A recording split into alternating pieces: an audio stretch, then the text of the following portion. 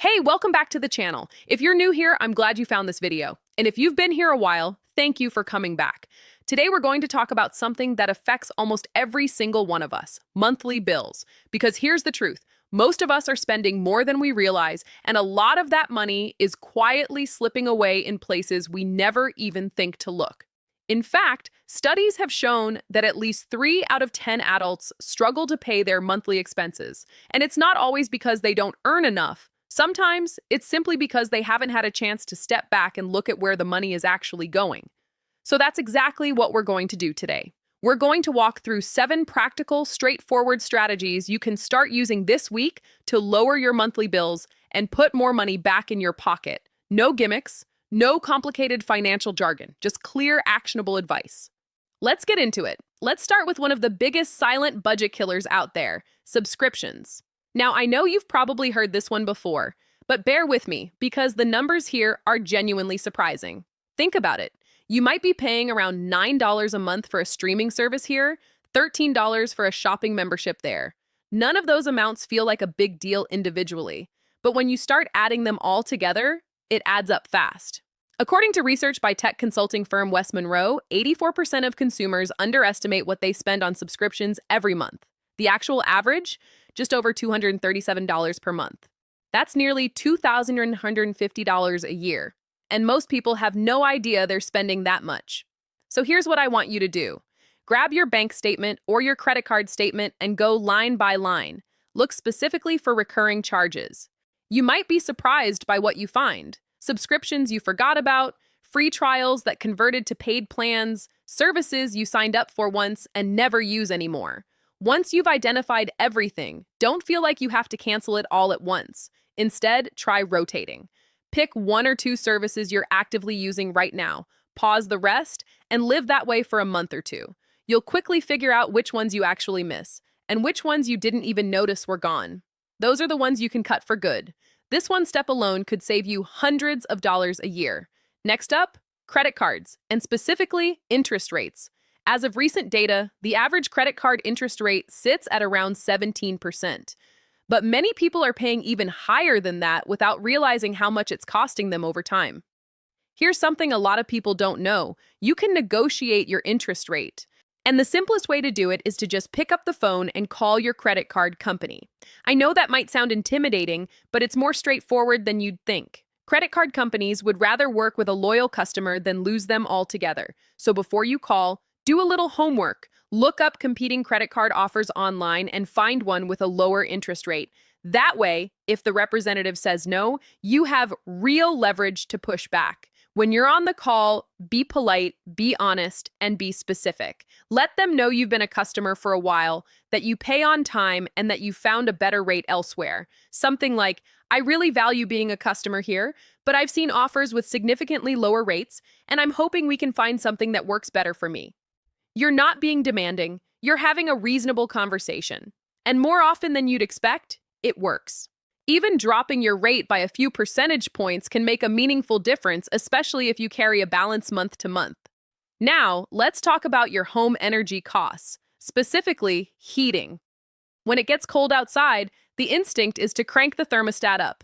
And honestly, that's completely understandable. But it can quietly inflate your monthly energy bill in ways that really add up over an entire winter. One simple adjustment that makes a big difference. Lower your thermostat when you go to sleep at night. Sleep researchers actually consider around 65 degrees Fahrenheit to be the ideal temperature for quality sleep. So turning it down at bedtime isn't just saving you money, it might actually help you sleep better. And if you're worried about getting cold in the middle of the night, keep an extra blanket or 2 at the foot of your bed. It's a low-tech solution, but it genuinely works. During the day, if you're leaving the house for work or errands, there's no reason to heat an empty home. Programmable or smart thermostats can automate this for you so you don't have to think about it. You set your preferences once, and it handles the rest. Small changes in temperature settings can translate to meaningful savings on your energy bill every single month. This next one is something most people have never even heard of, and it might be costing you money right now. It's called energy vampires, also known as phantom loads. Here's what that means. Certain electronics and appliances continue to draw power even when they're turned off or sitting in standby mode. Things like your coffee maker, your cable modem, desktop computers, televisions, and gaming consoles.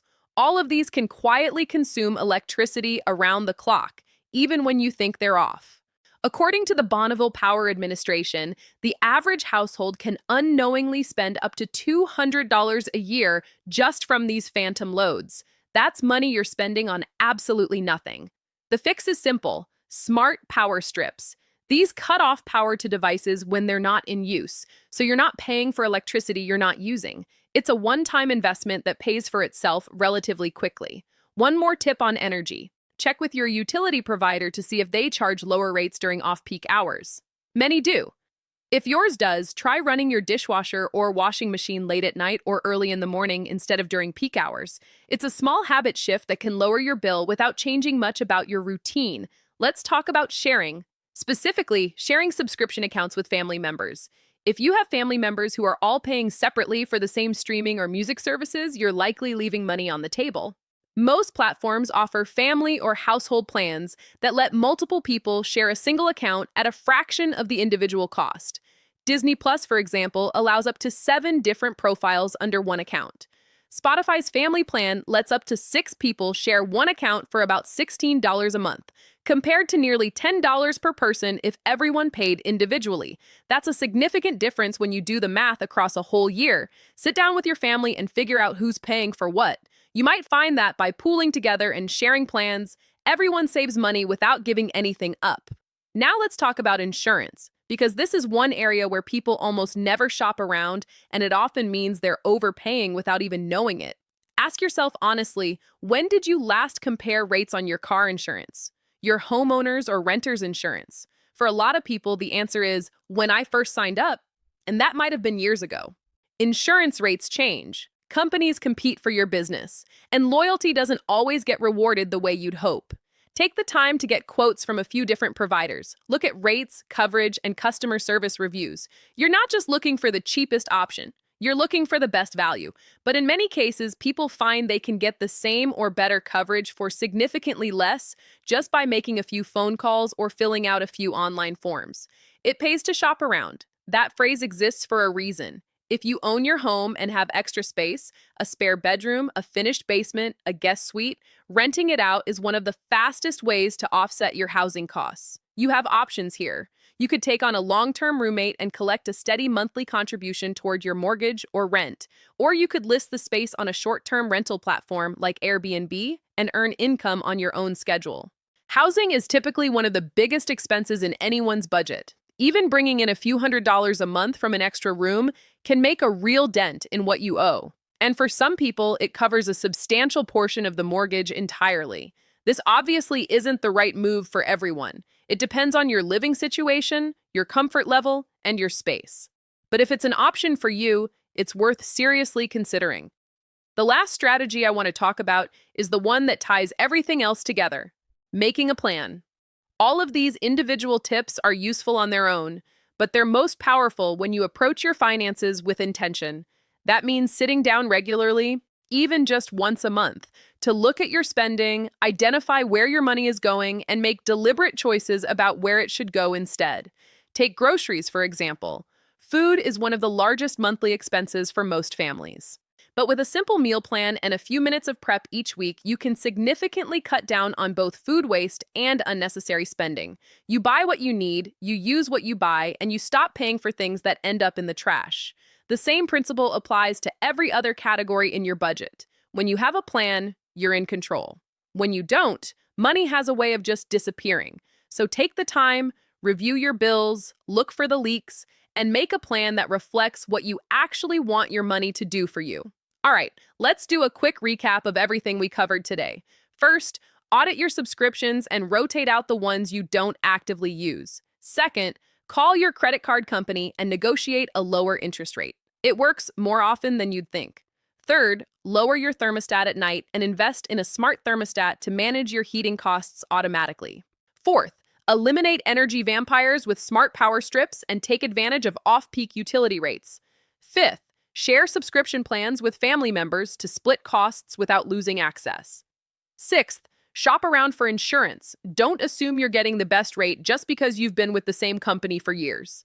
Seventh, if you have extra space, consider renting it out to offset your housing costs. And eighth, make a plan, because intentional spending is the foundation of everything else. None of these strategies require you to make dramatic sacrifices. They just require a little awareness and a little action. If you found this video helpful, go ahead and give it a like. It really does help the channel. And if you want more content on budgeting, saving, and managing your money with less stress, make sure you're subscribed so you don't miss what's coming next. Thanks so much for watching. I'll see you in the next one.